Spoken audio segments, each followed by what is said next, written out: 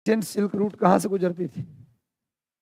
इस माइक में आवाज दे दो, आवाज दे दो उसमें। एंशिएंट निकाला हुआ है क्या माइक का? पीछे माइक में नहीं है, छोड़ दो। Old silk route, ancient silk route कौन से दर्रे से गुजरती थी? नाथुला दर्रा। चलिए बताइए आप लोग, श्रीनगर से लेह को कौन जोड़ता है? जोजिला दर्रा। श्रीनगर से गिलगित को कौन जोड़ता है? रूपसू और देवसाई घास किस पहाड़ में है? जॉस्कर रेंज। महान हिमालय की भारत में सबसे ऊंची चोटी कौन सी है? कंचनजंगा। ग्रेटर हिमालय की सबसे ऊंची चोटी माउंट एवरेस्ट। अब माउंट एवरेस्ट नेपाल के किस हिस्से में है? माउंट एवरेस्ट नेपाल के किस हिस्से में है? आइए, उत्तर पूर्वी हिस्से में। ये कुछ पढ़ाया था, जो लोग नए हैं उनके लिए बता दूं। कुछ लोग नए हैं लेकिन पुराने हैं पर नए हैं। हाँ, कुछ लोग पुराने हैं, बहुत पुराने, पर आज पहली क्लास में है। जैसे आप कॉर्नर पे बैठे हैं, बहुत पहले भी क्लास आप वहाँ लिए थे। हाँ, तो हम कुछ सवाल पूछते हैं आप लोगों से आने के बाद पिछले क्लास का। इसका फ़ायदा यह होता है कि आप कम से कम नहीं पढ़ते तो ऑटो में भी पढ़ते चले आते हैं कि सर पूछेंगे। अगला सवाल बताइए आप लोग।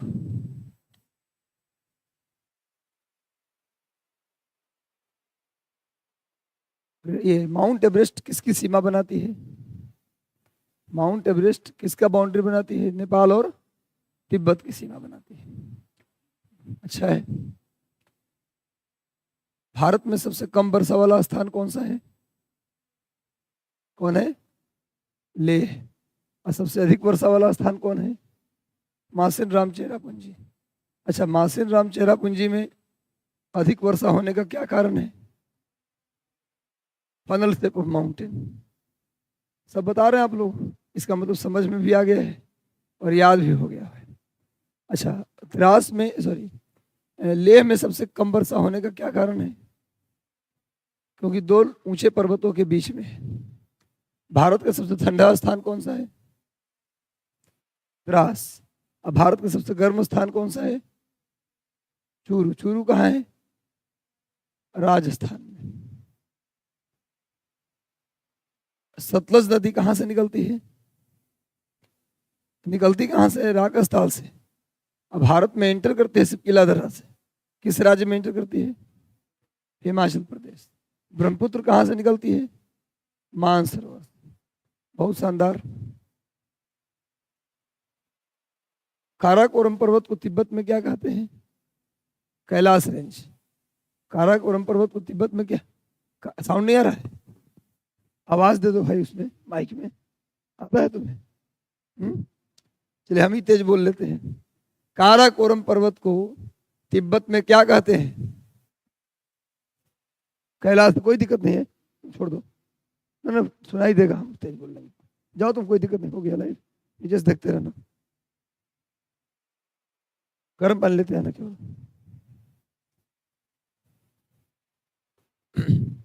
काराकोरम पर्वत को तिब्बत में क्या बोलते हैं? कैलाश रेंज के नाम से जानते हैं। चलिए, काफी कुछ पूछ लिया। म्यांमार, भारत और चीन के ट्राई जंक्शन पर कौन सा दर्रा है? म्यांमार, भारत और चीन के सीमा पर कौन सा दर्रा है? कौन? जेमू, दीफू, दीफू पास। तो कुछ रिवीजन नहीं किए हैं, थोड़ा कम किए हैं। 3 दिन का वक्त था, एकदम पूरा कंप्लीट करके आना चाहिए था, नहीं, लेकिन उतना हुआ नहीं। सबकी आवाज नहीं आ रहा था, 2-3 लोगों का आवाज सुनाई दे रहा था, बाकी लोग कहीं कहीं आवाज लगा रहे थे। तो मेरा आपसे रिक्वेस्ट है कि जमा ना करिए, जो हम पढ़ा रहे हैं उसको जमा करने की कोशिश मत कीजिए, उसको डेली के डेली निपटाते जाइए, करते जाइए। क्लियर है भाई? सब काम जमा में फिर दिक्कत हो जाता है, बाद में होता नहीं है। जमा करते जाएंगे होगा नहीं। अब बीपीएससी जिस रथ पे सवार है वो सामान्य रथ नहीं है, बहुत तेजी से दौड़ रहा है। हो सकता है 17वीं बीपीएससी का प्रीलिम अप्रैल में हो जाए, नवंबर दिसंबर में फॉर्म ला दें, जनवरी में फॉर्म ला दें, अब प्रीलिम का एग्जाम अप्रैल में ले लें, और जुलाई में वो मेंस ले लें, अगस्त सितंबर में रिजल्ट फाइनल कर दें। ऐसा भी हो सकता है 2024 में। तो बीपीएससी जिस तरीके से काम कर रही है, आइए, बीपीएससी जिस तरीके से जिस रथ पर सवार है, हमको लग रहा है कि जो टाइम वो देगी उस पर परीक्षा हो जाएगा। इसलिए आप लोग बिल्कुल लापरवाह मत बनिए। परीक्षा के समय आने पर पढ़ाई करना, अब पहले से इत्मीनान से अच्छे से पढ़ना, दोनों में अंतर है। इसलिए भागम भाग करिएगा, अंतिम में तो बाउंड्री या तो फेल होइएगा या तो बाउंड्री लाइन पर सिलेक्ट होइएगा। प्रीलिम मान लीजिए कि जब मेरिट गया है 90, तो आपका 91 रहेगा, 90 रहेगा, या फेल हो जाइएगा। अभी से पढ़िएगा बढ़िया से, तो आपका मेरिट होगा 100 के पार, मेरिट जाएगा कट ऑफ जाएगा 90, और आपका स्कोर रहेगा 101, 102 ऐसे। तो ये तब होगा जब अभी से आप पढ़ेंगे। बिल्कुल सीरियस हो जाइए। 1 साल का वक्त कैसे निकल जाता है किसी को नहीं पता चलता। साल भर का समय, अभी आप बैठे हैं ना, ये सितंबर का महीना है, कितना 25 कितना तारीख हो गया आज? 25 सितंबर।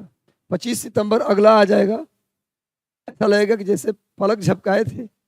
अब 25 सितंबर 2023 बदल गया 25 सितंबर 2024 में, कोई नहीं जानता। और फाइनली उस समय तक फाइनल रिजल्ट आ जाएगा, और आप, भगवान न करे कुछ ऐसा हो, और आप अगर सेलेक्ट हो गए तो ठीक बात है, और नहीं हुए तो एक बहुत बड़ा अफसोस होगा कि शायद उस समय अगर सीरियस हुए होते तो इस लिस्ट में मेरा भी नाम आ जाता।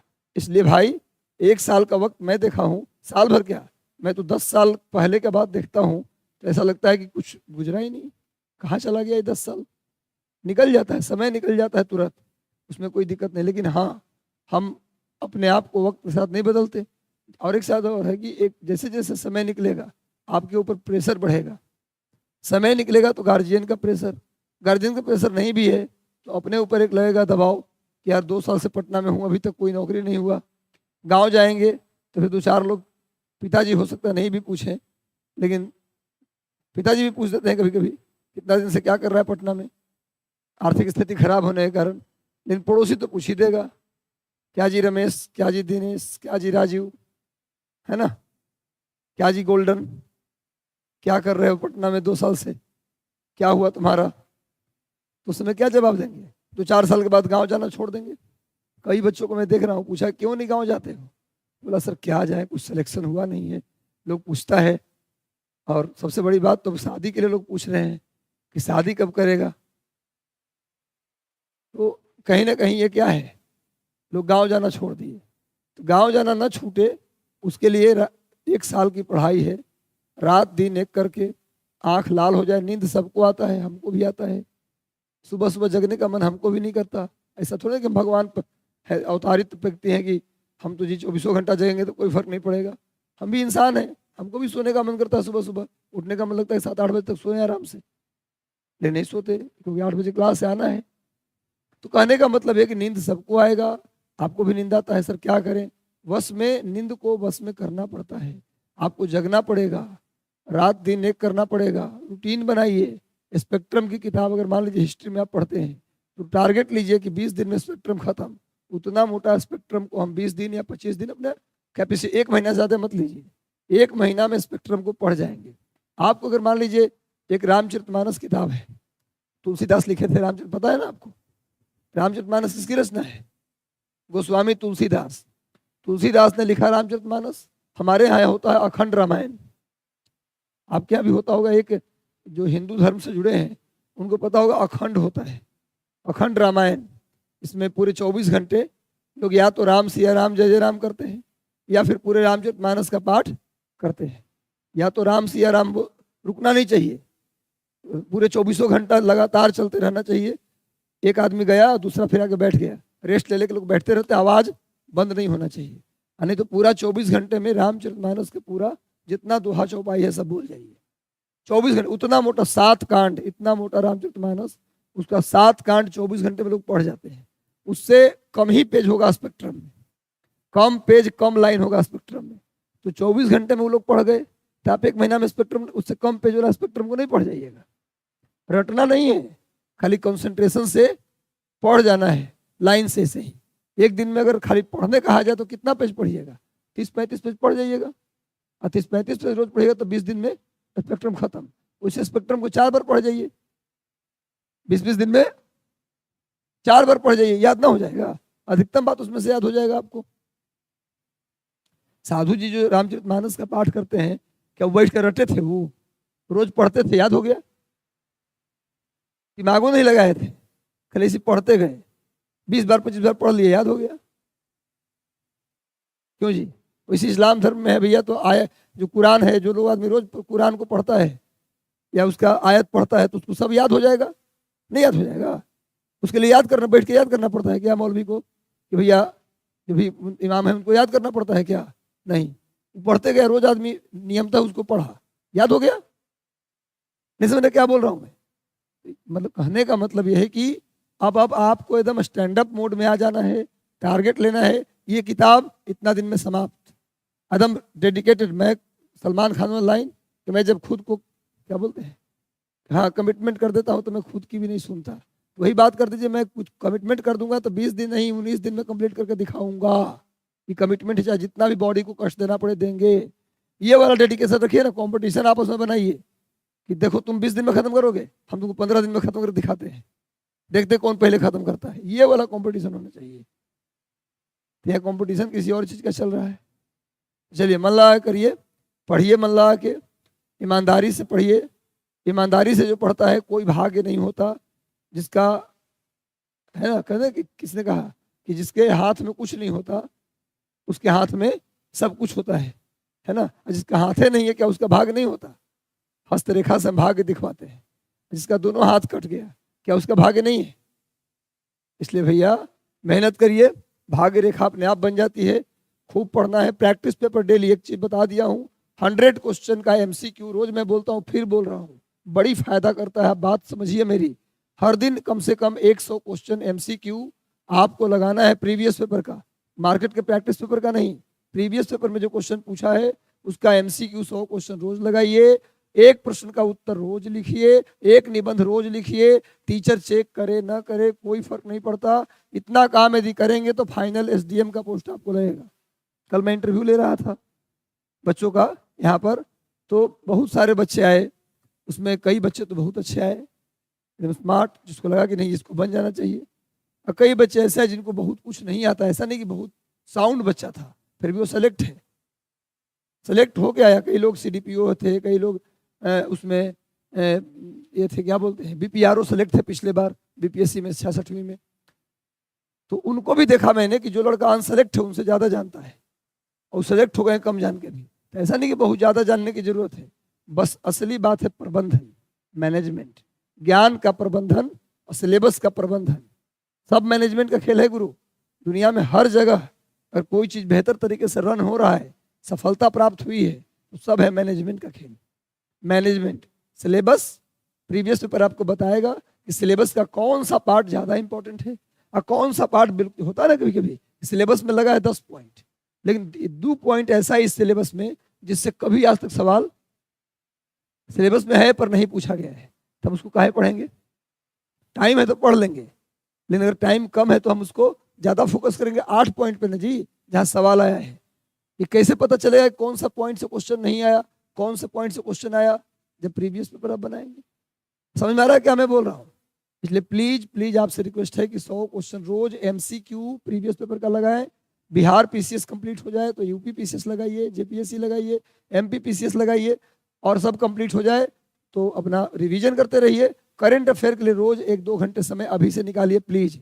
मंथली मैगजीन आपके कमरे में होना चाहिए, कोई एक प्रतियोगिता दर्पण हो, क्रॉनिकल हो, दृष्टि IAS की मैगजीन आती है, विजन IAS की मैगजीन आती है, कोई भी मैगजीन, सब ठीक होता है, कोई खराब नहीं है।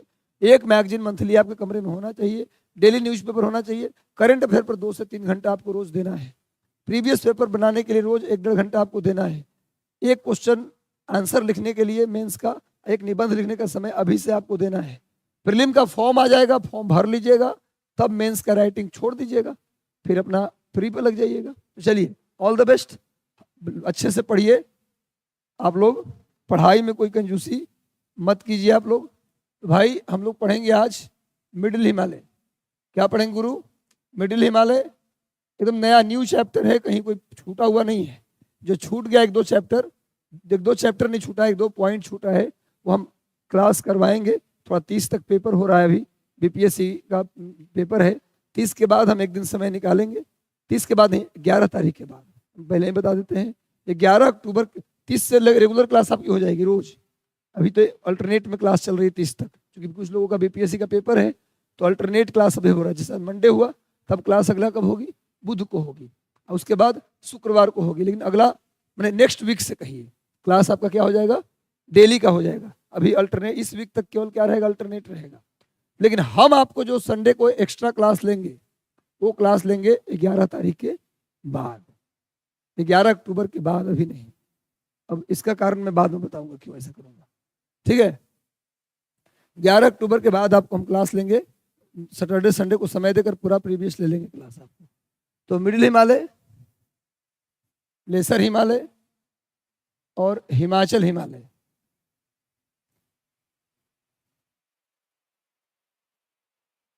गुरु एक ही पहाड़ का 3 नाम है। इसी को हम लोग बोलते हैं मध्य हिमालय। कुछ नहीं छूटेगा, हम जब तक हैं इस क्लास में, आप लोग को टेंशन लेने की कोई जरूरत नहीं। भूगोल का एक सवाल नहीं छूटेगा, इसकी भी गारंटी है। पुराने बच्चे भी आ गए आज, अच्छा लगा मुझे, पुराने बच्चे आए हैं तो मुझे अच्छा लगता है ये कि कम से कम चलो नए बच्चों के लिए संतुष्टि का बात होता है कि पुराने बच्चे भी बैठे हैं, है ना? चलिए, मध्य हिमालय, उसके बाद लघु हिमालय, इसी को बोलते हैं हिमाचल हिमालय। एक ही पर्वत के 3 नाम हैं, अलग अलग मत समझिएगा। एक ही पहाड़ के 3 नाम हैं, क्या क्या? मध्य हिमालय, लघु हिमालय, हिमाचल हिमालय। एक ही पर्वत के 3 नाम हैं। अगर हम भारत के मैप में देखें, अगर इंडिया के नक्शे में देखें अगर हम, तो मिडिल हिमालय का विस्तार जम्मू कश्मीर में है। देखो ध्यान से, जम्मू कश्मीर यहाँ पर कौन सा राज्य है? बोलो, नए बच्चों को ही बोलना है, डरना नहीं है, जोर से बोलना है, लाउडली बताइए कौन सा राज्य है ये, कौन सा केंद्र शासित प्रदेश है?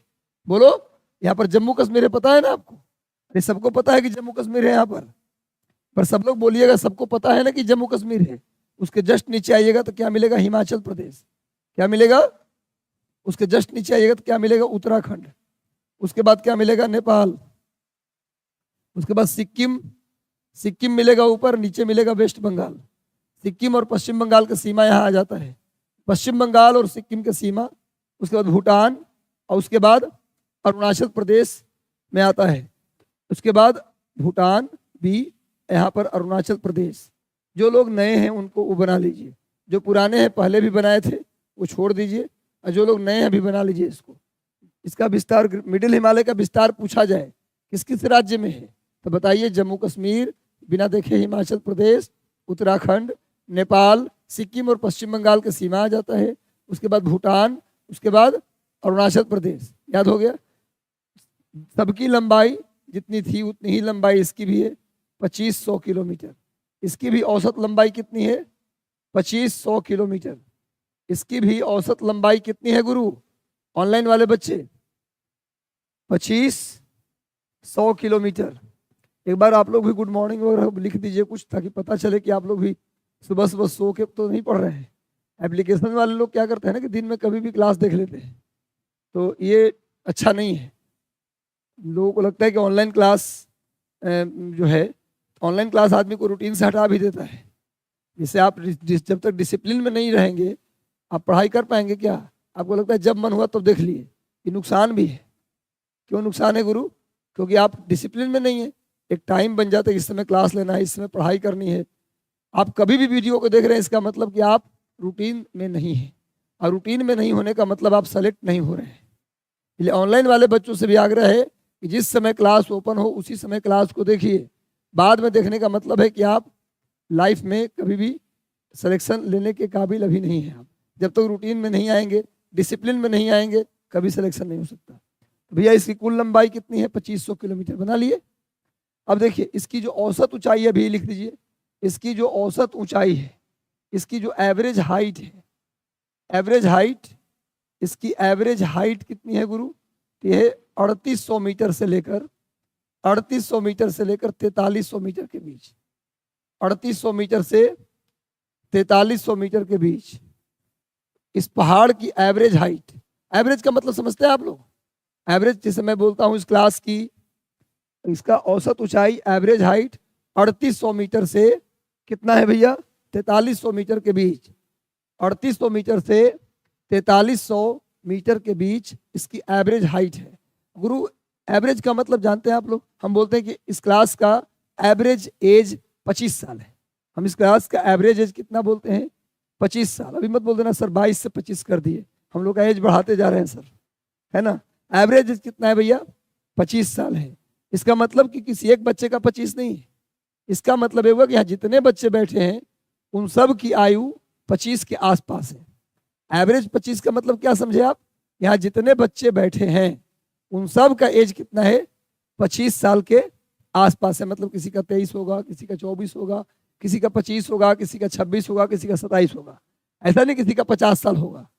अब रेयरेस्ट एक आदमी का 50 साल हो जाए बात अलग है, पर ज्यादातर बच्चों का 90% बच्चों का आयु 25 के आसपास है। एवरेज का मतलब यही होता है। कभी कभी मैथमेटिक्स का पेपर हो रहा होता है और आपसे औसत निकालने या मीन निकालने कहे, तो उसका अगर टाइम नहीं है तो अगर 5-7 नंबर दिया है, उसका बोले कि मीन निकालिए और कॉपी छीना रहा है, तो उसमें देख लीजिए कौन नंबर के आसपास ज़्यादा नंबर है, उसी को आंसर टिक कीजिए, ज़्यादा चांस है कि सही हो जाएगा, है ना जी। तो मैं गणित का टीचर नहीं हूँ, पर एवरेज का मतलब यही होता है।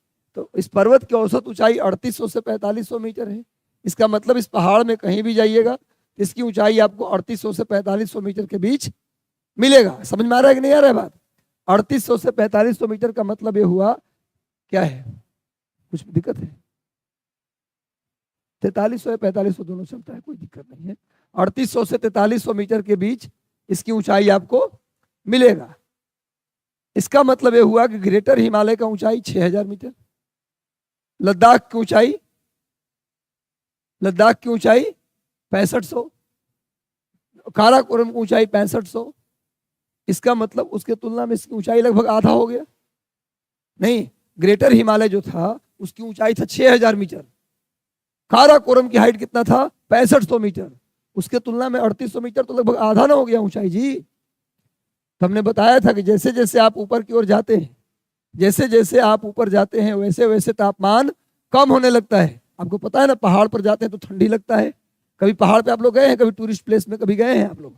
तो गए होंगे तो ऊपर में पहाड़ पे क्या लगता है, ठंडी या गर्मी? आप जम्मू कश्मीर में चले जाइए, जम्मू के अंदर कटरा चले जाइए, माता वैष्णो देवी का दर्शन करने गए होंगे आप, या ऋषिकेश चले जाइए, तो ज़्यादा ऊंचाई नहीं है पहाड़ का।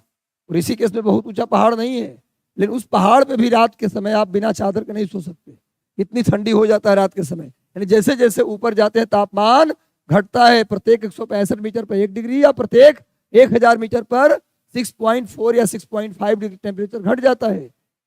इसीलिए 6000 मीटर ऊंचाई था ग्रेटर हिमालय का, 6500 मीटर ऊंचाई था किसका? काराकोरम का।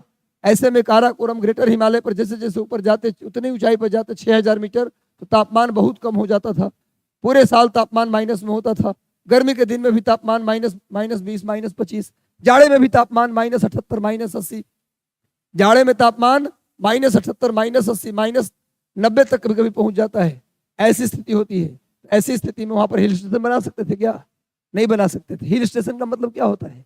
घूमने फिरने का स्थान। तो जहां पूरे साल तापमान माइनस में है वहां घूमने वाला जगह बना सकते हैं क्या? पता चला गए थे घूमने, वहीं पर बर्फ के स्टैचू बन के खड़े हैं। नहीं जी, गए थे घूमने, अब बर्फ के स्टैचू बन के वहीं खड़े हैं।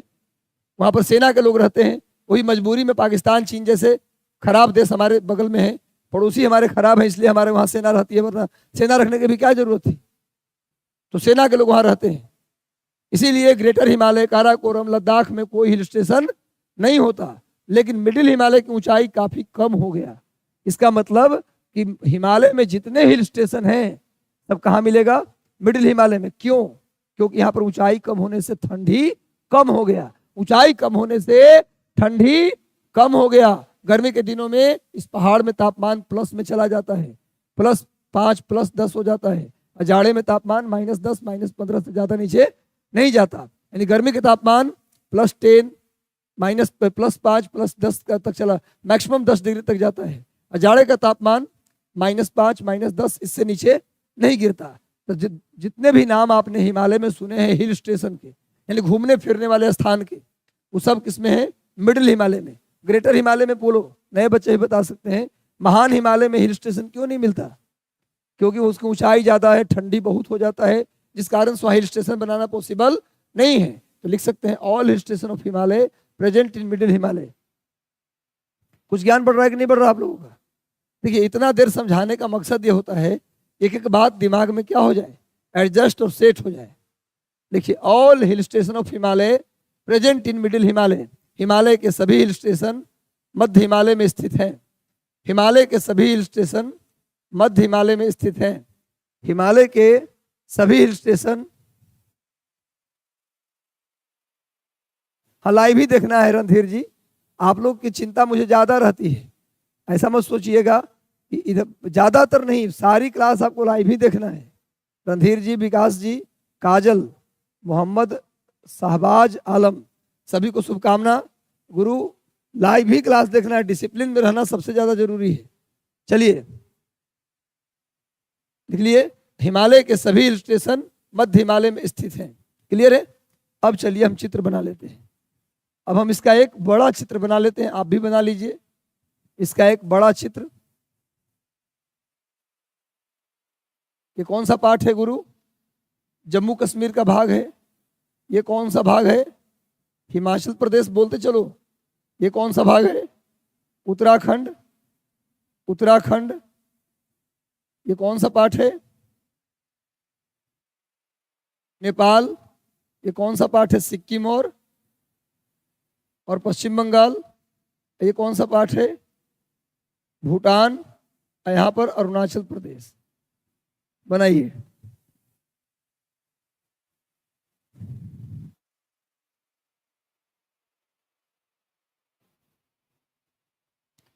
जैसे जौस्कर रेंज में घास मिलता था, वैसे ही मिडिल हिमालय में उत्तराखंड में घास मिलता है। मिडिल हिमालय में उत्तराखंड में एक घास मिलता है, और जम्मू कश्मीर में भी एक घास पाया जाता है। बना लीजिए। और घास का चित्र ऐसे बना लीजिए, घास जैसा लगे। अब पौधा गिन के मत बनाइए कि हम कितना पौधा लगाए हैं, घास जैसा बना लीजिए। ये गिनती करिए कि 20 पौधा लगाए सर, हम भी लगा देते हैं।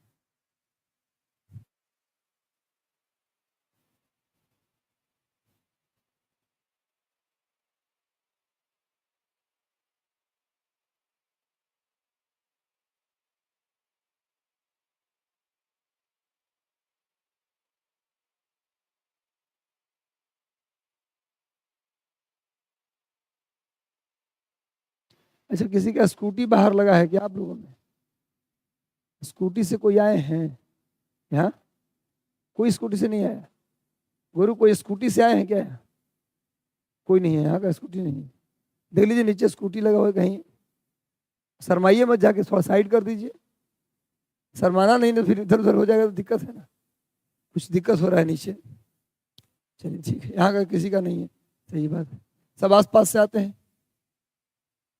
आप लोग सभी आसपास से आते हैं, ऑटो से आ जाते हैं? नहीं, सही है, ऑटो सुरक्षित है। नहीं, सुबह सुबह स्कूटी से कुछ इधर उधर हुआ तो फिर हो गया। क्लियर है यहाँ तक? उत्तराखंड में मिडिल हिमालय में जो घास मिलता है, उस घास को बुग्याल ग्रास, यानी बग्याल घास और प्यार घास के नाम से जानते हैं। प्यार। क्वेश्चन आता है, उत्तराखंड में मिडिल हिमालय में मिलने वाले घास को क्या कहते हैं? बग्याल और प्यार। उत्तराखंड में मिडिल हिमालय में मिलने वाले घास को क्या बोलते हैं? बुग्याल और प्यार घास। बुग्याल घास और प्यार घास पूछा जाए किस पर्वत में मिलता है, बोलो जल्दी। मिडिल हिमालय में। और जो जम्मू कश्मीर में मिडिल हिमालय में घास मिलता है उसका नाम है मर्ग। मर्ग घास, मर्ग घास।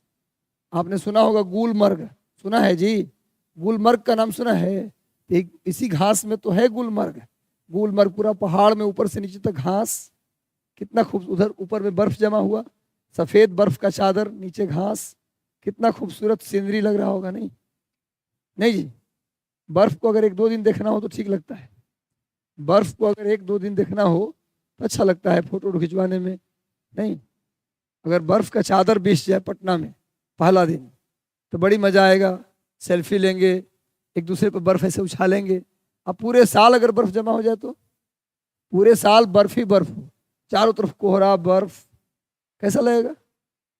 बाकी कैसा मौसम हो गया, नहीं कहते आदमी।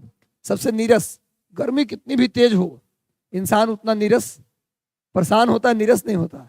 लेकिन अगर बादल आ जाए, बर्फ हो केवल, कोहरा हो केवल, तो 2-4-5-10 दिन के बाद आदमी क्या होने लगता है, नहीं यार हटाओ इसको। लेकिन गर्मी कितना भी, भले ही ठंडी सबको अच्छा लगता है, लेकिन अगर लगातार कोहरा, लगातार शीतलहर, बर्फ, तो आदमी नीरस हो जाता है। कभी एक रिपोर्ट आया कि सबसे ज्यादा सुसाइड लोग करते हैं बर्फीले क्षेत्र के लोग।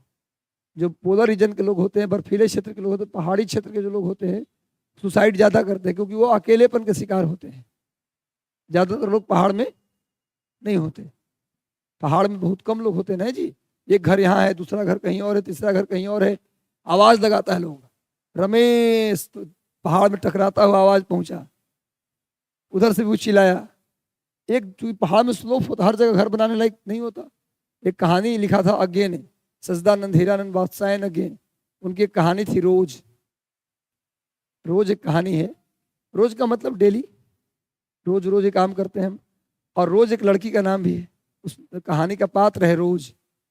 तो पूरी पहाड़ पे ही कहानी है, एक लड़की जो बहुत हंसता खेलता उसका जीवन था, चुलबुली थी, लेकिन उसका विवाह हो गया पहाड़ में और एकाएक वो एकदम से नीरस और शांत रहने लगी। तो ये कहानी रोज है, तो पढ़िएगा कभी, कहानी को पढ़ना चाहिए। कहानी, उपन्यास, साहित्य को इंसान को पढ़ना चाहिए। जब इंसान खुद की जिंदगी जीता है तो अपनी जीवन का अनुभव ग्रहण करता है, लेकिन जब कहानी उपन्यास पढ़ता है तो कई सारे जीवन का अनुभव एक साथ हो लेता है। नहीं, कहानी पढ़ते तो किसी दूसरे की कहानी पढ़ते हैं आप, उपन्यास पढ़ते हैं तो उसमें किसी दूसरे का रहता है वर्णन। तो कहानी उपन्यास पढ़ने से एक लाइफ अगर बिना कहानी उपन्यास के जी लिए तो केवल अपने लाइफ का अनुभव होगा। लिटरेचर का अगर आपको आदत लग गया तो कितने लोगों का अनुभव एक साथ आपको होगा। तो लिटरेचर पढ़ने से आपका भाषा शैली भी ठीक होती है। समझ में आ रहा है बात? अब चलिए इस पहाड़ को, अच्छा एक पास यहाँ भी है, एक दर्रा यहाँ भी बना लीजिए। पहले इसका नाम लिख लीजिए तीनों का। इसका नाम है पीर पंजाल दर्रा, पीर पंजाल, पीर पंजाल पास, पीर पंजाल दर्रा, पीर पंजाल दर्रा। इसका नाम है बनिहाल पास, बनिहाल पास, बनिहाल दर्रा,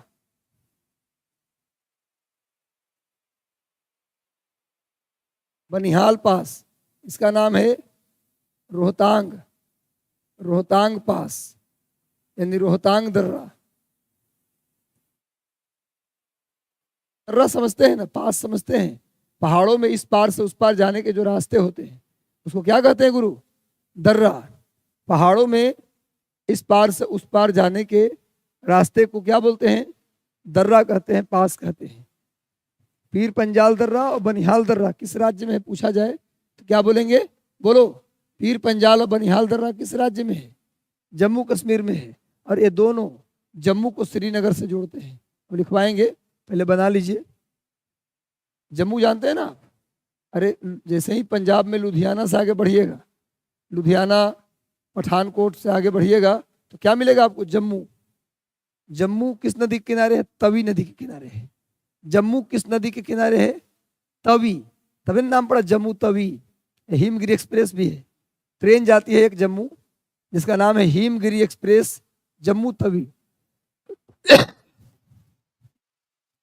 जम्मू तवी हिमगिरी एक्सप्रेस नाम सुना है? तो जम्मू किस नदी के किनारे है? तवी नदी के किनारे। इधर से जाओगे ना तो पहले मिलेगा आपको जम्मू तवी स्टेशन। जम्मू तवी जगह का भी नाम है, जम्मू तवी। उसके बाद तवी नदी को पार करिएगा तो मिलेगा जम्मू। तवी नदी बीच में है, इस तरफ जम्मू तवी और उस तरफ जम्मू, यही अंतर है बस। जम्मू तवी और जम्मू में अंतर यही है, तवी नदी बीच में है, तो इस तरफ जम्मू तवी और उधर जम्मू। तो जम्मू से चलिएगा श्रीनगर की ओर, तो इन दोनों दर्रा से आप जा सकते हैं। तो लिख लीजिए, पीर पंजाल दर्रा और बनिहाल दर्रा जम्मू को श्रीनगर से जोड़ते हैं। पीर पंजाल दर्रा और बनिहाल दर्रा जम्मू को श्रीनगर से जोड़ते हैं। पीर पंजाल दर्रा, और आपके पार्टनर कहाँ चले गए जी? पीछे आए हैं? अच्छा, पेपर है किस चीज का? अच्छा अच्छा, ओ। पीर पंजाल दर्रा और बनिहाल दर्रा दोनों जम्मू को श्रीनगर से जोड़ते हैं। पीर पंजाल दर्रा और बनिहाल दर्रा दोनों जम्मू को श्रीनगर से जोड़ते हैं। अब लिखिए अंग्रेजी में, Pir Panjal and Banihal pass connects from Jammu to Srinagar. Pir Panjal and Banihal pass connects Jammu from Jammu to Srinagar. Pir Panjal pass connects from Jammu to Srinagar. Pir Panjal and Banihal pass connect from Jammu to Srinagar. Pir Panjal दर्रा और बनिहाल दर्रा दोनों जम्मू को श्रीनगर से जोड़ते हैं। अच्छा, एक बात बताएं कि बनिहाल दर्रा जो है ना, ध्यान रखिएगा, यहाँ है बनिहाल दर्रा। बनिहाल दर्रा, इसके सामने में एक सुरंग है, इसके सामने में एक सुरंग है जिसकी 2.86 मीटर लंबा एक सुरंग है। एक और सुरंग है इसके सामने में, एक और सुरंग है जो थोड़ा ज़्यादा लंबा है, इसकी लंबाई है 9.15 किलोमीटर। भाई, सुरंग जानते हैं ना आप क्या होता है? सुरंग पहाड़ में जो काट कर आर्टिफिशियली छेद करके इस पार से उस पार जो रास्ता बनाते हैं उसी को क्या बोलते हैं? सुरंग। तो भैया ये बनिहाल दर्रा है। ये कौन सा दर्रा है? बनिहाल दर्रा। ये बनिहाल दर्रा है, ये बनिहाल दर्रा है, और ये दो सुरंग को जोड़ता है। बनिहाल दर्रा कितने सुरंग को जोड़ता है? दो सुरंग को। यह जवाहर सुरंग। ये कौन सा सुरंग है भैया? जवाहर सुरंग। बनिहाल क्वेश्चन आया हुआ है बीपीएससी सीडीपीओ में। बीपीएससी सीडीपीओ 2016 में क्वेश्चन आया था कि बनिहाल दर्रा किस सुरंग को जोड़ता है? बनिहाल दर्रा किस सुरंग को जोड़ता है? तो जवाहर सुरंग। यहाँ पर है श्यामा प्रसाद मुखर्जी सुरंग। श्यामा प्रसाद मुखर्जी सुरंग। श्यामा प्रसाद मुखर्जी सुरंग। तो गुरु, यहाँ पर दो टनल है। सुरंग को अंग्रेजी में बोलते हैं टनल।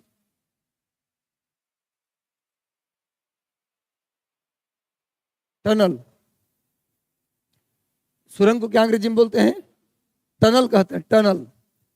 जब आर पार छेद करके पहाड़ में आर्टिफिशियली रास्ता बनाते उसको क्या बोलते हैं? टनल। तो पूछा जा बनिहाल दर्रा किस किस सुरंग को जोड़ता है? बोलो। जवाहर सुरंग और श्यामा प्रसाद मुखर्जी सुरंग। जवाहर सुरंग और श्यामा प्रसाद मुखर्जी सुरंग। पूछा जाए कि भारत की सबसे लंबी सड़क सुरंग कौन सी है, तो भी श्यामा प्रसाद मुखर्जी सुरंग है। इसको बना लीजिए, फोटो को चित्र बना लीजिए। बनिहाल दर्रा अलग से भी लिख सकते हैं, जवाहर सुरंग को तथा श्यामा प्रसाद मुखर्जी सुरंग को जोड़ता है। बनिहाल दर्रा जवाहर सुरंग तथा श्यामा प्रसाद मुखर्जी सुरंग को जोड़ता है। बनिहाल दर्रा जवाहर सुरंग और श्यामा प्रसाद मुखर्जी सुरंग को जोड़ता है। Banihal pass connected to Jawahar tunnel and Shyama Prasad Mukherjee tunnel. Banihal pass connected to Jawahar tunnel and Shyama Prasad Mukherjee tunnel. Jawahar सुरंग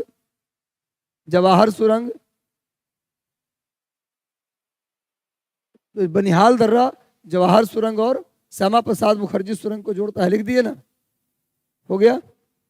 उस दोनों की लंबाई भी आप लिख लीजिएगा, कभी कभी लंबाई भी पूछ लेते हैं। लिखो एक लाइन और, श्यामा प्रसाद मुखर्जी सुरंग भारत की सबसे लंबी सड़क सुरंग है। श्यामा प्रसाद मुखर्जी, छूट गया क्या आपका? बनिहाल दर्रा जवाहर सुरंग और श्यामा प्रसाद मुखर्जी सुरंग को जोड़ता है। हो गया ये। अगला लाइन, श्यामा प्रसाद मुखर्जी सुरंग भारत की सबसे लंबी सड़क सुरंग है। श्यामा प्रसाद मुखर्जी सुरंग भारत की सबसे लंबी सड़क सुरंग है। श्यामा प्रसाद मुखर्जी सुरंग भारत की सबसे लंबी सड़क सुरंग है। श्यामा प्रसाद मुखर्जी सुरंग भारत की सबसे लंबी सड़क सुरंग है। हो गया। मेरी कोशिश होती है कि सब कुछ कंप्लीट कराते चला जाए, कुछ छोड़ा ना जाए, है ना। इसका लाभ होता आप लोगों को, है ना। चलिए रोहतांग दर्रा आ जाइए। देखिए रोहतांग दर्रा के विषय में एक स्पेशल बात है, उसको लिख लीजिए केवल। देखिए रोहतांग दर्रा से रावी नदी निकलती है। Ravi river originated from Rohtang pass. Rohtang दर्रा से रावी नदी निकलती है। रोहतांग दर्रा से रावी नदी निकलती है।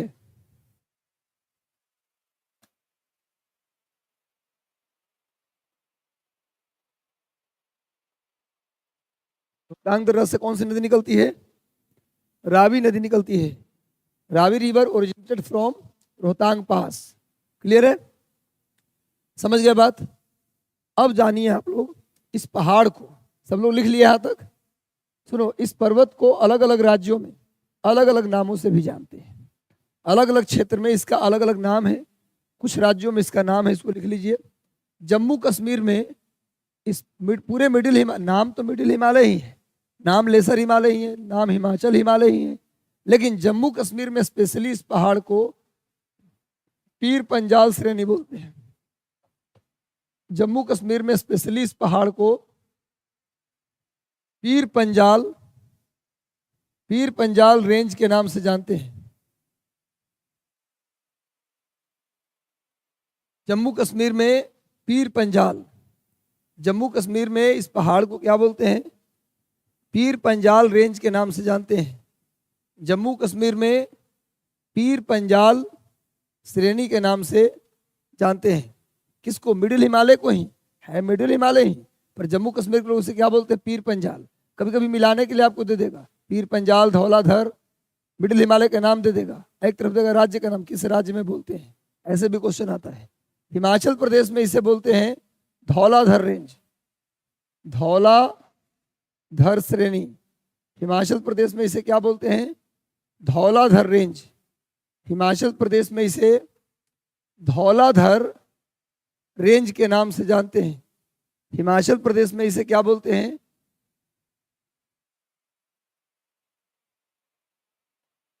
धौलाधर रेंज। हिमाचल प्रदेश में इसे धौलाधर रेंज के नाम से जानते हैं। हिमाचल प्रदेश में इसे क्या बोलते हैं? धौलाधर।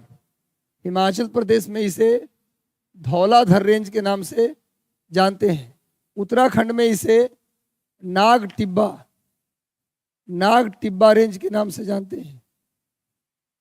नाग टिब्बा। उत्तराखंड में इसे नाग टिब्बा रेंज या नाग टिब्बा श्रेणी के नाम से जानते हैं।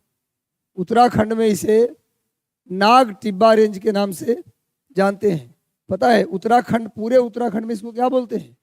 नाग टिब्बा। मिडिल हिमालय को उत्तराखंड में क्या बोलते हैं? नाग टिब्बा। लेकिन उत्तराखंड के पश्चिम में इसका अलग नाम है और उत्तराखंड के पूरब में इसका अलग नाम है। उत्तराखंड के पश्चिम में इसे गढ़वाल रेंज के नाम से जानते हैं। गढ़वाल रेंज। उत्तराखंड के पश्चिम में इसे क्या बोलते हैं? पूरे उत्तराखंड में नाग टिब्बा, लेकिन उत्तराखंड के पश्चिम में इसे क्या बोलते हैं? गढ़वाल रेंज। और पूरब में बोलते हैं कुमाऊं रेंज।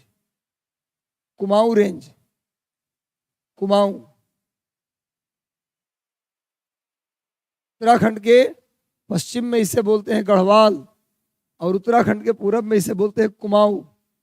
पश्चिम में गढ़वाल और पूरब में क्या बोलते हैं? कुमाऊं रेंज।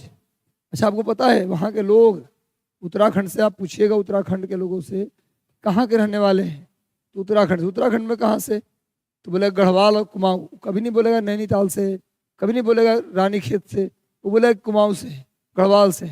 आप भी गढ़वाल ही निकल गए, गढ़वाल में कहाँ से हो? तब फिर बताएगा स्पेशल डिस्ट्रिक्ट।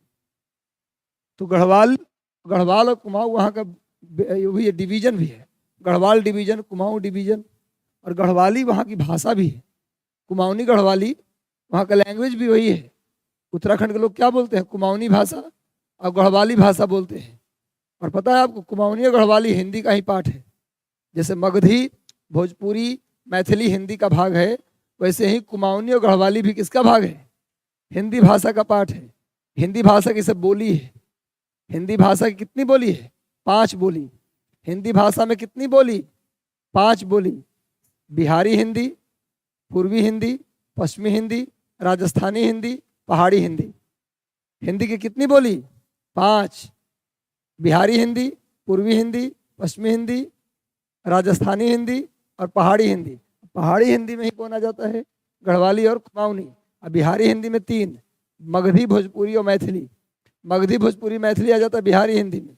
अवधी, रुहेलखंडी और छत्तीसगढ़ी ये आ जाता है पूर्वी हिंदी में।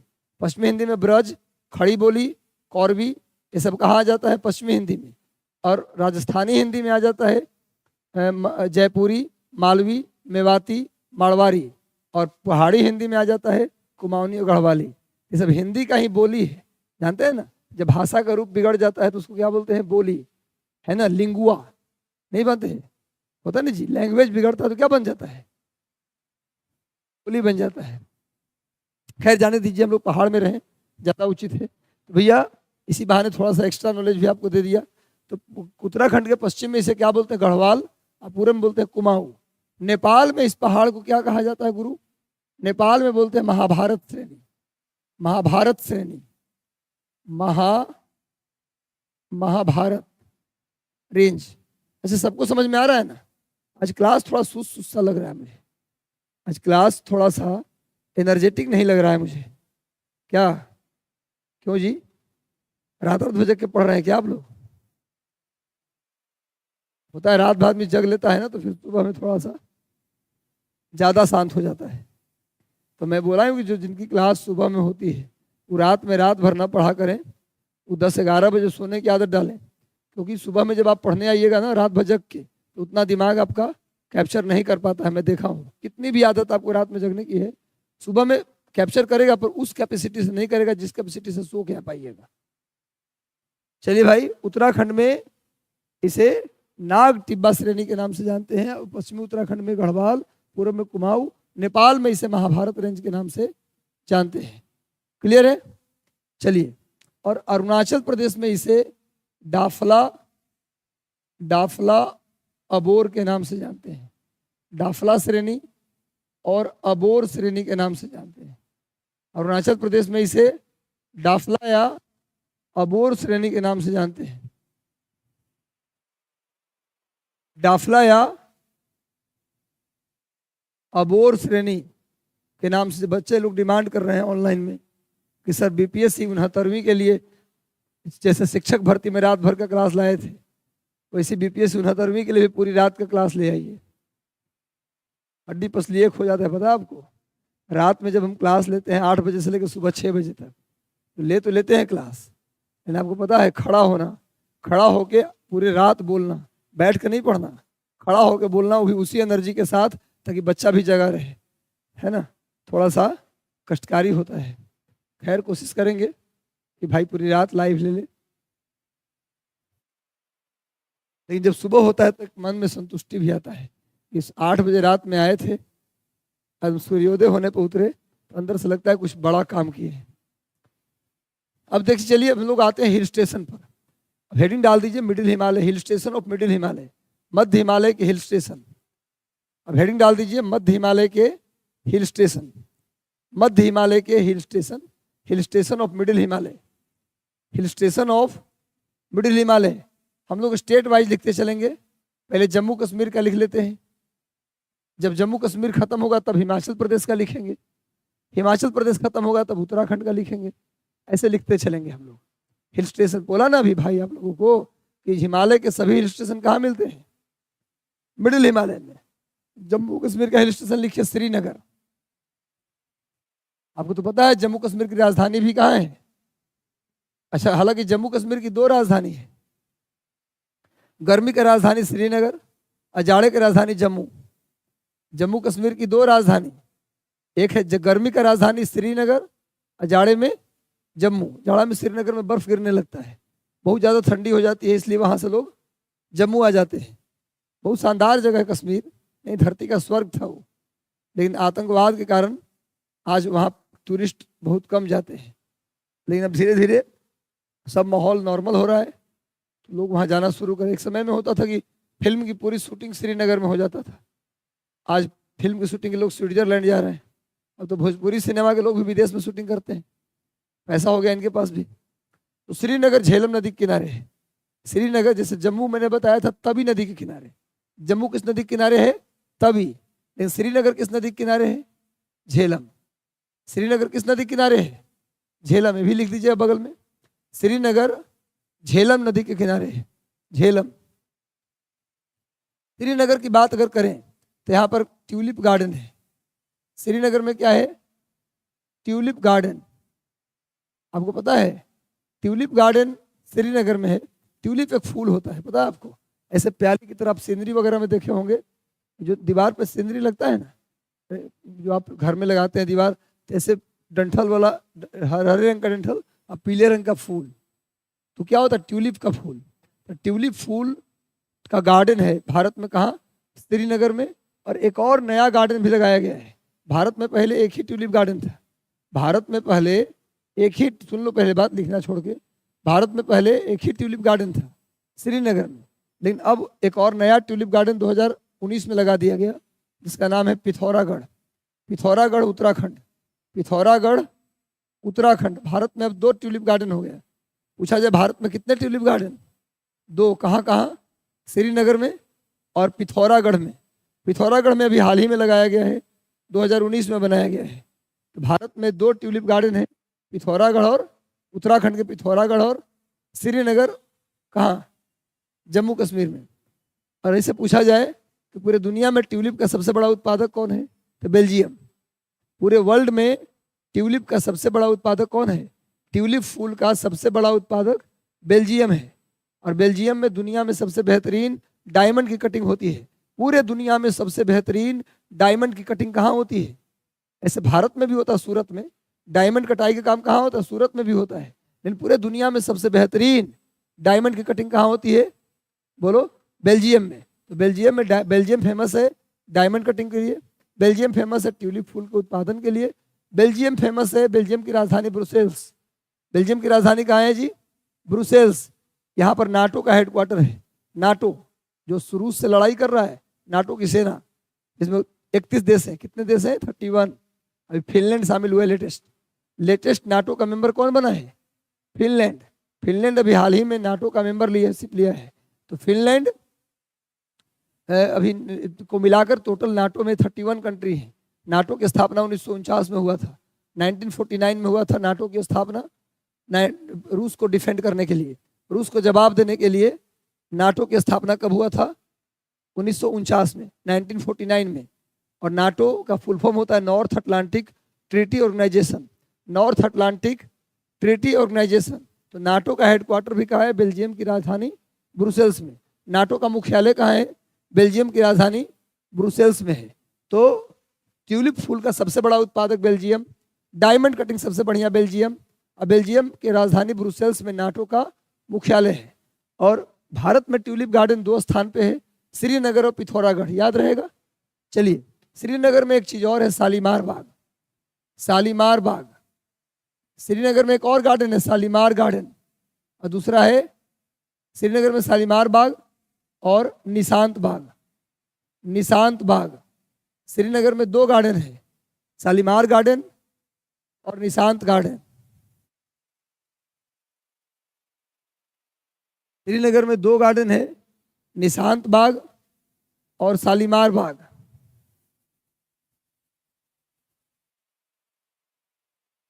निशांत बाग और शालीमार बाग। शालीमार बाग जहांगीर बनवाया था। किसने बनवाया था? शादी किया था बाद में नूरजहां से।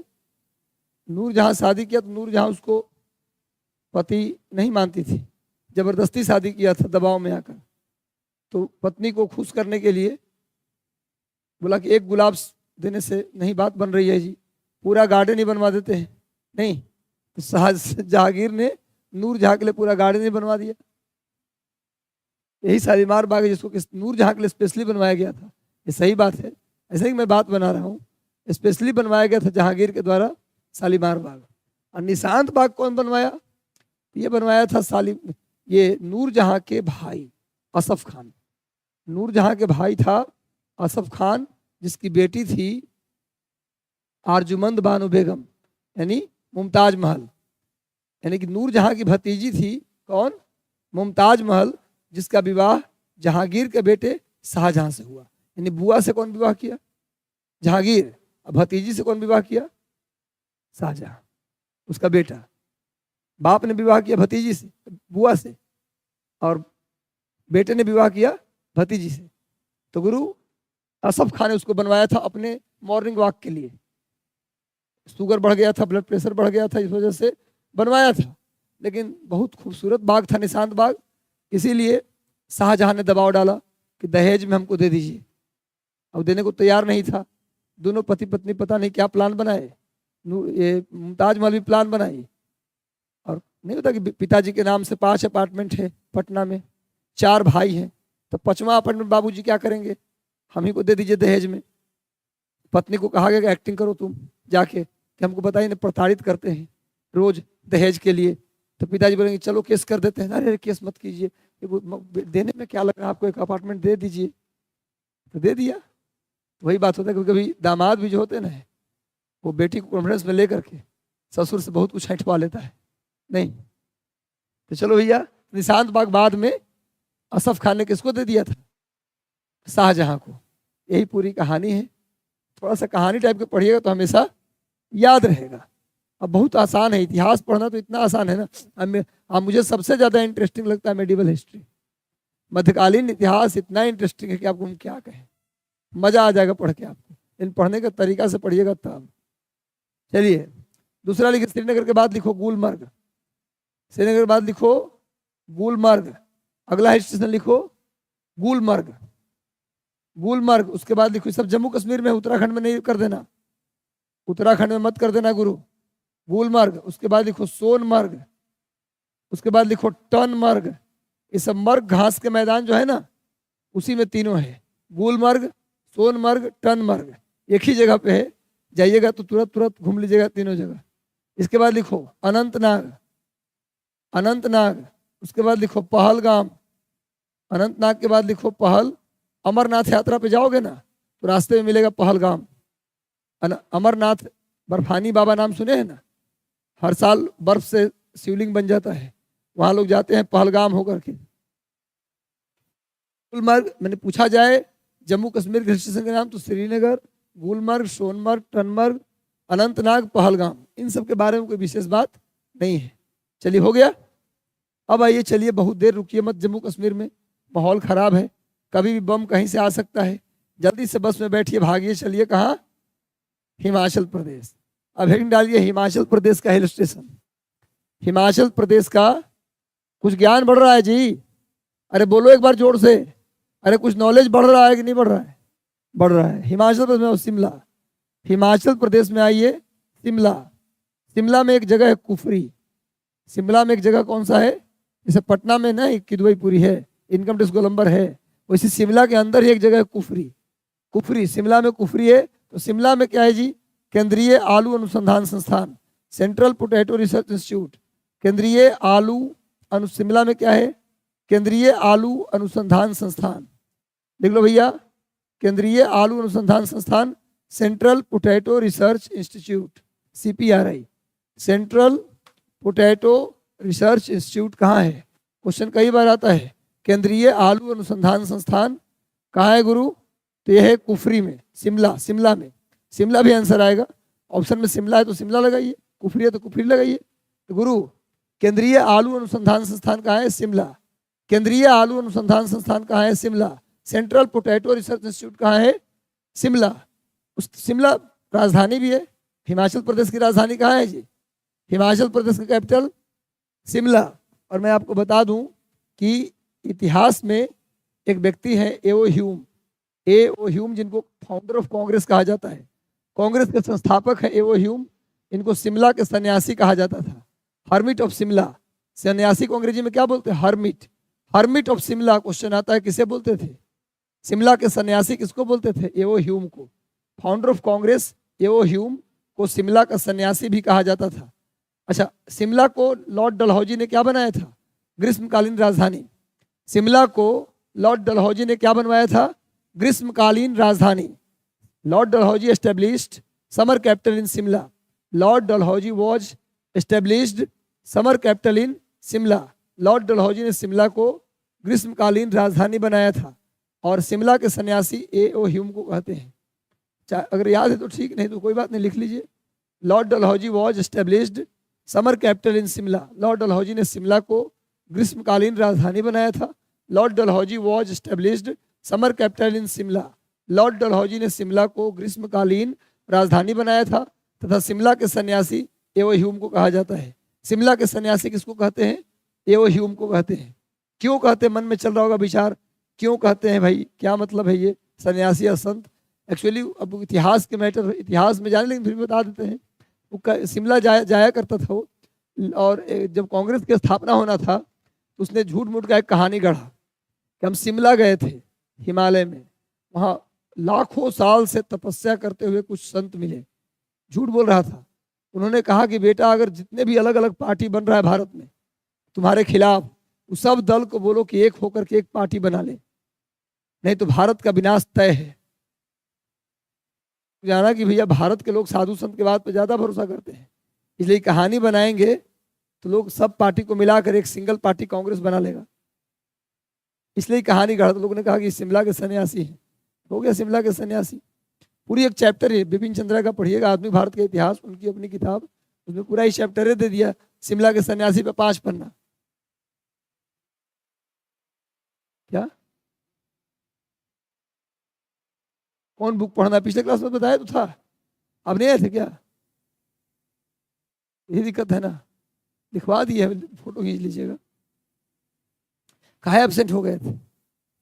आप भी एब्सेंट थे तो चलिए ऑनलाइन तो कर किए होंगे। अच्छा कोई बात नहीं, चलिए आगे आते हैं। हो गया शिमला। शिमला में दोनों पॉइंट लिख दिए। अरे शिमला के सन्यासी और राजधानी वाला बात लिख दिया ना। शिमला के बाद लिखो सोलन। अगला हिल स्टेशन लिखो सोलन। सोलन में कोई विशेष बात नहीं है। मंडी। मंडी माने मार्केट मत कर दीजिएगा, मंडी का मतलब मार्केट नहीं, मंडी जगह के नाम है। ये मत सोचिएगा सर का अंग्रेजी कमजोर है तो चलो हम लोग अंग्रेजी में लिख देते हैं मार्केट। सोलन मंडी। उसके बाद डलहौजी। डलहौजी गवर्नर था भारत का, दुष्ट गया, लेकिन जाते जाते अपने नाम का हिल स्टेशन बना गया। क्या? मशरूम है, लेकिन क्या सब आलू है? आलू ज्यादा होता है यहाँ पर, और सेव होता है, सेव और आलू। सोलन में कोई प्रसिद्ध नहीं है कुछ विशेष। मंडी। मंडी के बाद आइए डलहौजी। डलहौजी के बाद आइए धर्मशाला। धर्मशाला। धर्मशाला मतलब ये धर्मशाला नहीं जहाँ रुकते हैं आप फ्री में। चैरिटेबल होटल मत कर दीजिएगा, मुफ्त का होटल मत करिएगा। धर्मशाला। धर्मशाला में विश्व का सबसे ऊंचा क्रिकेट स्टेडियम है ना, और दूसरा यहाँ दलाई लामा का निवास स्थान भी है। तो लिखिए दोनों बात, लिखिए धर्मशाला में विश्व का सबसे ऊंचा क्रिकेट स्टेडियम है। World's highest cricket stadium situated in Dharamshala. World's highest cricket stadium situated in Dharamshala. World's highest cricket stadium, world's highest cricket stadium situated in Dharamshala. विश्व का सबसे ऊंचा क्रिकेट स्टेडियम धर्मशाला में स्थित है। विश्व का सबसे ऊंचा क्रिकेट स्टेडियम धर्मशाला में है। घूमिएगा, पैसा उसा हो जाएगा, अधिकारी बन जाइए, पैसा होगा ही, नहीं तो घूमने जाइएगा ना भाई, कि जमा रखिएगा बैंक में पैसा ना। मन चंगा तो कठौती में गंगा। घर में रहेंगे हम काहे पैसा खर्चा करें घूमने पर? नहीं, घूमते रहिएगा। ज्यादा पैसा अगर जमा करें तो ईडी का छापा ना पड़ जाएगा, है ना। आजकल लोग कहते हैं मैं सिलेक्शन से लोग कहते हैं मैं ईमानदार रहूंगा। सिलेक्शन के बाद टेबल के नीचे से आने लगता है। और टेबल के नीचे से आए तो कोई दिक्कत नहीं है, लेकिन दिक्कत इस बात है कि पकड़ाइए मत। पकड़े गए तो चोर है, नहीं पकड़े गए तो ईमानदार है। तो ना पकड़ाइए कैसे? जब कमरे में रखिए पैसा तभी ना पकड़ाइएगा, उस पैसे का इस्तेमाल कीजिए और उसी पड़ोसी को भी घुमा ले आइए। खुद घूमिए, पड़ोसियों घुमाइए, जिसको नाम भी लेगा, है ना।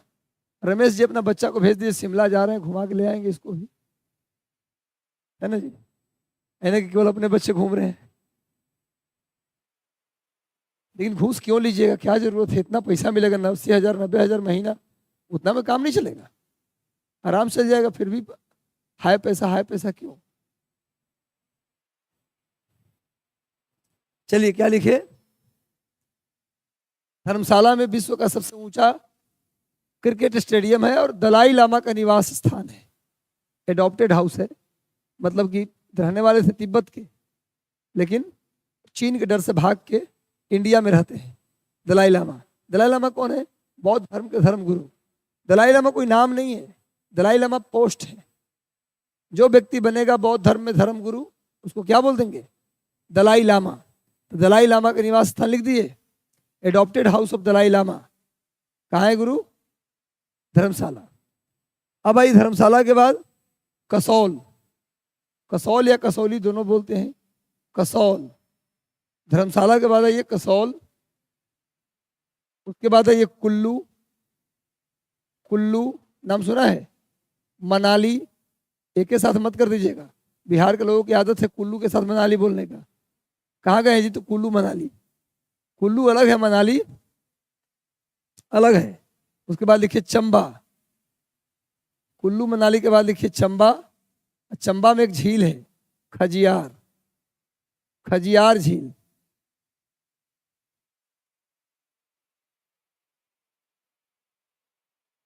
चंबा। कुल्लू मनाली के बाद चंबा लिखिए। चंबा में एक झील है, ब्रैकेट देके लिख दीजिए खजियार लेक, लिखा हूं यहाँ। चंबा में एक लेक है, खजियार लेक, लिख दिया। ये जो खजियार है ना, इसको बोलते हैं मिनी स्विट्जरलैंड। ऐसे लूसेंट पढ़िएगा तो मैं चंबा को लिखा है मिनी स्विट्जरलैंड। मिनी चंबा या खजियार को क्या बोलते हैं? भारत का mini Switzerland. Chamba is known as या Khajjiar is known as mini Switzerland of India. Bharat लिख रहे हैं क्या आप? लिख रहे हैं पीछे, भारत का मिनी स्विट्जरलैंड लिखना है इस बात को।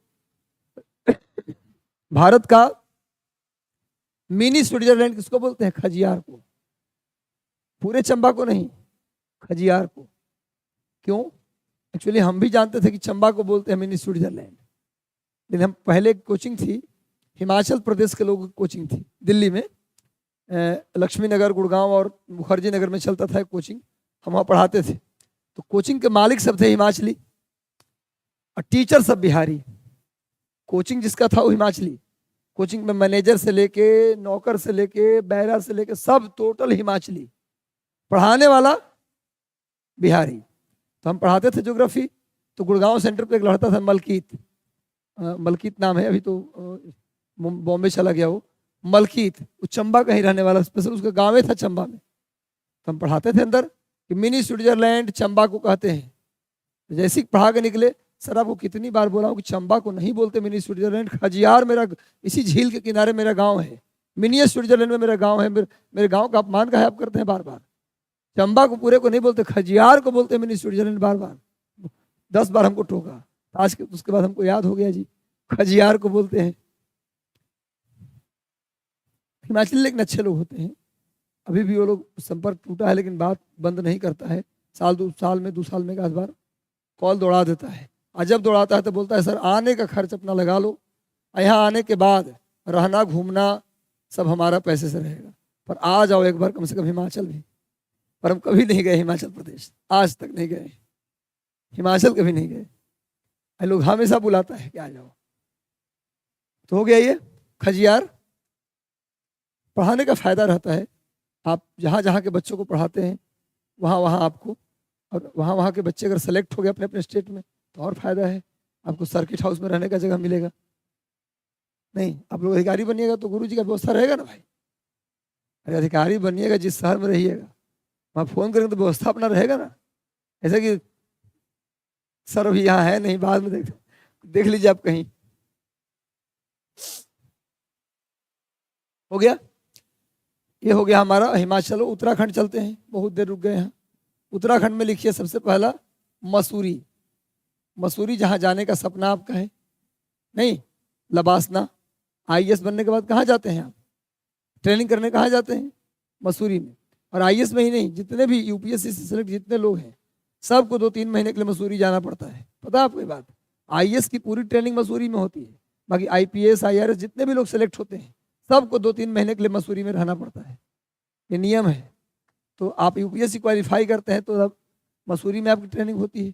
प्रॉपर आईएएस बन गए तो पूरी ट्रेनिंग मसूरी में ही होगा। मसूरी में लिख लीजिए लाल बहादुर शास्त्री एडमिनिस्ट्रेटिव एकेडमी है। मसूरी में लाल बहादुर शास्त्री एडमिनिस्ट्रेटिव एकेडमी है।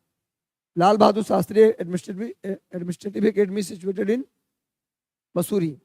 मसूरी में लाल बहादुर शास्त्री प्रशासनिक या एडमिनिस्ट्रेटिव प्रशासनिक अकादमी है। लिख लिए। यहाँ क्या होता है? आईएएस की ट्रेनिंग होती है। इसी एकेडमी में क्या होता है जी? आईएएस का ट्रेनिंग होता है।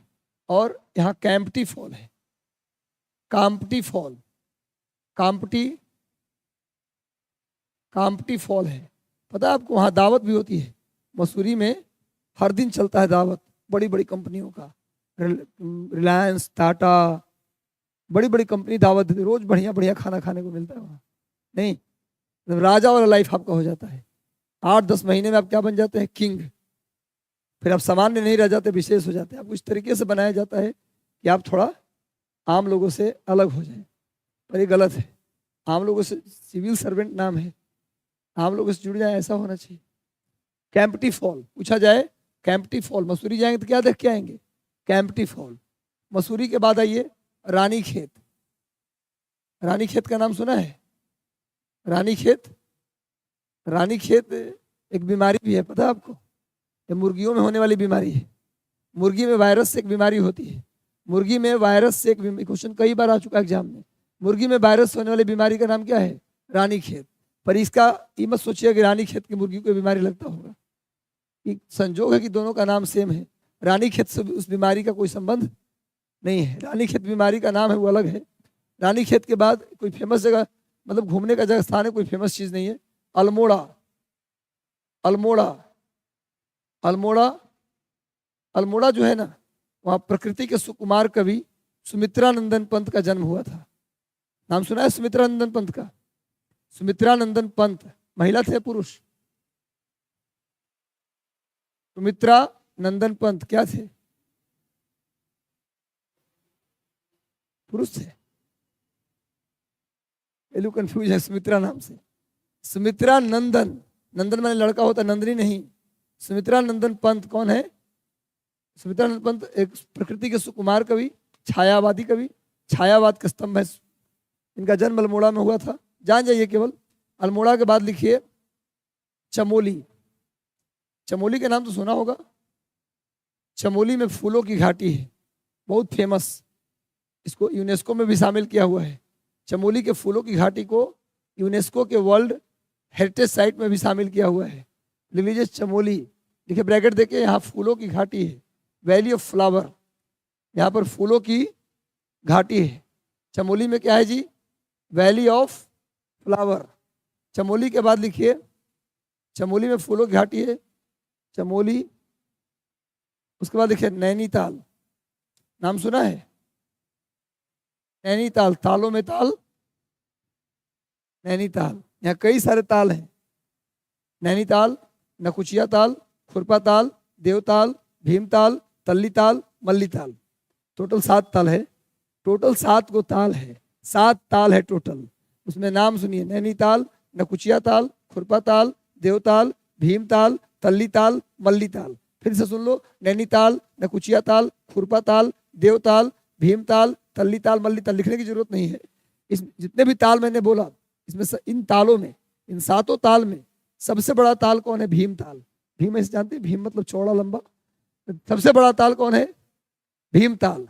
और सबसे ऊंचाई पर कौन सा ताल है? देवताल।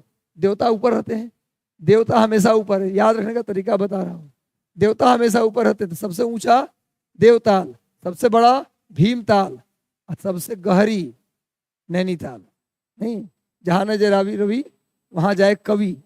नहीं, अभिनेता को, एक लेखक का ही कमाल है कि अभिनेता को अभिनेत्री की आंख में काफी ज्यादा गहराई नजर आता है।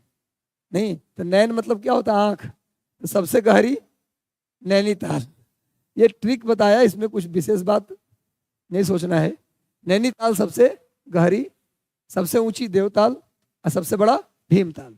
नैनीताल में जो विशेष बात है वो ये है कि यहाँ पर जिम कॉर्बेट नेशनल पार्क है। ब्रैकेट में नैनीताल में जिम कॉर्बेट नाम सुना है? जिम कॉर्बेट नेशनल पार्क नहीं सुना? जिम कॉर्बेट अब उसका नाम बदल गया, रामगंगा नेशनल पार्क हो गया। मोदी जी उसका नाम बदल दिए, रामगंगा राष्ट्रीय उद्यान। रामगंगा राष्ट्रीय उद्यान, जिम कॉर्बेट पहले नाम था इसका, जिम कॉर्बेट। जिम कॉर्बेट नाम था, पहले नाम था जिम कॉर्बेट, लेकिन अब नाम क्या हो गया?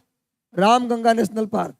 Ram Ganga national park. पूछा जाए नैनीताल के पास है, कहाँ है गुरु? Nainital. Ramganga national park, Jim Corbett का ही नाम बदल गया। सेम नेशनल पार्क है, नाम था पहले जिम कॉर्बेट, अब नाम हो गया रामगंगा। क्यों? क्योंकि इस पार्क से रामगंगा नदी गुजरती है। इसी पार्क से होकर कौन नदी गुजरती है जी? रामगंगा नदी गुजरती, इसलिए इसका नाम क्या पड़ गया? Ramganga national park. सुन लीजिए मेरी बात, भारत, सुनो, भारत का अगर पूछे पहला नेशनल पार्क, इंडिया में टोटल अभी 106 नेशनल पार्क है। इंडिया में कितने नेशनल पार्क है? 106। और कितने टाइगर रिजर्व हैं? 53। टाइगर रिजर्व कितने हैं भारत में? कितने टाइगर रिजर्व हैं? 53। और कितने नेशनल पार्क हैं? 106। भारत में कितने नेशनल पार्क बोलो? 106। और कितने टाइगर रिजर्व? 53, 53। अगर पूछा जाए आपसे कि भारत का पहला नेशनल पार्क, शुरुआत में जब नेशनल पार्क बनना शुरू हुआ तो भारत का पहला नेशनल पार्क भी जिम कॉर्बेट है, रामगंगा जो बोल दीजिए। और भारत का पहला टाइगर रिजर्व भी यही है। टाइगर रिजर्व जब बनने लगा ना तो भारत का पहला टाइगर रिजर्व भी इसी को बनाया गया।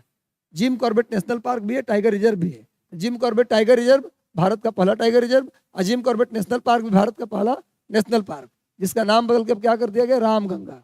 क्लियर है? समझ में आ रहा है? और कहाँ है ये? नैनीताल के पास। कहाँ है गुरु? नैनीताल के पास। अब आ जाइए उत्तराखंड के बाद नेपाल। थोड़ा विदेश यात्रा भी कर लें, भारत का घूमेंगे नहीं, अगर ज़्यादा दूर जाने का पैसा नहीं है नेपाल तो जा ही सकते हैं विदेश यात्रा के नाम पर। नेपाल में काठमांडू, आपको पता है? आपको काठमांडू राजधानी नेपाल की, नेपाल की राजधानी काठमांडू। काठमांडू में पशुपतिनाथ का मंदिर है, पता है आपको? काठमांडू में पशुपतिनाथ मंदिर, काठमांडू में पशुपतिनाथ का क्या है जी? पता है आपको ना? बहुत फेमस मंदिर है। काठमांडू में पशुपतिनाथ टेम्पल है। और काठमांडू किस नदी के किनारे है? काठमांडू भी एक नदी के किनारे है। नेपाल की राजधानी, नेपाल की राजधानी कहाँ है? हिल स्टेशन भी है, काठमांडू हिल स्टेशन भी है गुरु। काठमांडू बागमती नदी के किनारे है। बागमती, काठमांडू किस नदी के किनारे है? बागमती नदी के किनारे है काठमांडू। बागमती, काठमांडू सिचुएटेड एट या on the bank of Bagmati river. Kathmandu Bagmati नदी के किनारे स्थित है। काठमांडू में कौन सा मंदिर है? पशुपतिनाथ मंदिर। याद हो गया? अच्छा, काठमांडू में एक चीज और है, सार्क का मुख्यालय। सार्क का मुख्यालय, सार्क का मुख्यालय कहाँ है? काठमांडू में। सार्क समझते हैं ना? इसकी स्थापना हुआ था 1985 में। 1985 में इसकी स्थापना कहाँ हुआ था? ढाका में। सार्क का स्थापना 1985 में ढाका में हुआ, पर मुख्यालय कहाँ है? काठमांडू में। सार्क का मुख्यालय कहाँ है जी? सार्क का मुख्यालय कहाँ है? काठमांडू। पूछा जाए सार्क का हेडक्वार्टर काठमांडू, पर सार्क की स्थापना कहाँ हुआ? ढाका में 1985 में। सार्क में कितने मेंबर हैं? 8 मेंबर। सार्क में कितने मेंबर हैं? 8। इंडिया के जो पड़ोसी है ना, सब मेंबर है। इंडिया के पड़ोसी म्यांमार और चीन को छोड़कर, म्यांमार और चीन को छोड़कर इंडिया के जितने पड़ोसी हैं सब सार्क के मेंबर हैं। म्यांमार और चीन को छोड़कर, म्यांमार और चीन को छोड़कर इंडिया के जितने पड़ोसी हैं सब सार्क के। सार्क में कितने मेंबर? कितने मेंबर? 8 मेंबर। सार्क का मुख्यालय काठमांडू। सार्क का फुल फॉर्म है south Asia association of regional cooperation. South Asia association of regional cooperation, Hindi में दक्षिण एशिया क्षेत्रीय सहयोग संगठन। सार्क का फुल फॉर्म है दक्षिण एशिया क्षेत्रीय सहयोग संगठन। सार्क का फुल फॉर्म है दक्षिण एशिया क्षेत्रीय सहयोग संगठन, नहीं, south Asia association of regional cooperation. कितने मेंबर? 8। चीन और म्यांमार को छोड़कर जितने भी भारत के पड़ोसी हैं, भारत भी किसके मेंबर है? सार्क के। हालांकि सार्क का मीटिंग अभी बंद है, भारत उसको बहिष्कार कर दिया है। पाकिस्तान के हमले के कारण, पाकिस्तान की हरकतों के कारण सार्क का मीटिंग को भारत ने क्या किया है? बॉयकॉट किया है। 2014 के बाद सार्क का कोई मीटिंग अभी हुआ नहीं है। लास्ट मीटिंग हुआ था 2014 में मालदीव की राजधानी माले में, उसके बाद सार्क की कोई मीटिंग हुआ नहीं। तो काठमांडू समझ में आ गया? क्या कुछ पूछना? ढाका बांग्लादेश की राजधानी है, क्या पता है इसके बारे में? ढाका में बहुत भारी मात्रा में जूट का मिल है। ढाका बांग्लादेश की राजधानी है। अब चलिए काठमांडू के बाद आइए, काठमांडू के बाद धनकुट्टा, धनकुट्टा, उसके बाद आइए वीरेंद्र नगर, वीरेंद्र नगर, उसके बाद लिखिए पोखरा। मेरा नाम पोखरा तो सुने होंगे आप लोग। काठमांडू के बाद लिखिए धनकुट्टा, धनकुट्टा,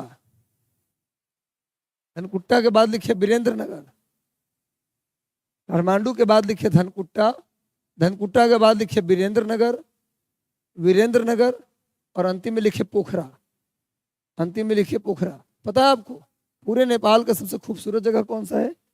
पोखरा। पोखरा में भी चीन की मदद से, पोखरा में अभी चीन की मदद से अंतर्राष्ट्रीय हवाई अड्डा भी बनाया गया है। नेपाल जो है चीन की मदद से क्या बनाया? पोखरा में इंटरनेशनल एयरपोर्ट भी बनाया है। उसके बाद आ जाइए, अब चलिए थोड़ा सा सिक्किम में। अब सब में एक एक है, ज़्यादा नहीं है। सिक्किम में, सिक्किम में गैंगटोक, गैंगटोक उसकी राजधानी है, गंगटोक। सिक्किम में बस एक ही हिल स्टेशन है, गैंगटोक। सिक्किम की राजधानी कहाँ है जी? गंगटोक। सिक्किम के बाद पश्चिम बंगाल में आ जाओ गुरु। पश्चिम बंगाल में, पश्चिम बंगाल में कौन है? दार्जिलिंग, नाम सुना है? पश्चिम बंगाल में दार्जिलिंग और कालिम्पोंग, कालिम्पोंग। पश्चिम बंगाल में दार्जिलिंग और कालिम्पोंग।